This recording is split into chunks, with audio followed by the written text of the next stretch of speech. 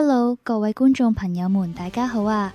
又係我陸環彩啊，歡迎嚟到陸環彩頻道。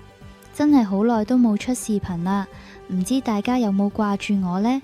我一直都掛住你噶。今日呢，就想同大家講講3月19日快活谷嘅心水。先嚟講講第二場6號好利多高，真係相當唔錯啊！呢件彩衣終於歸隊加盟5棒戰馬房啦。練馬師操足而嚟，誓要幫呢位細叔伯旗開得勝，報答佢對伍氏父子支持。大家不妨多多留意下呢匹馬。再嚟講講第3場由3班落4班賀賢馬房嘅2號快搏，呢匹馬亦係有一定實力嘅。第4場一隻冷門嘅3號東來欣賞，大家都要留意下。呢匹馬跑咗2次，沙田減咗分，不過今次排到好檔位，感覺有冷味啊，話唔定會有驚喜呢。最後呢，要同大家介紹我哋其中一匹穩食馬，就係第6場5號生生勝利。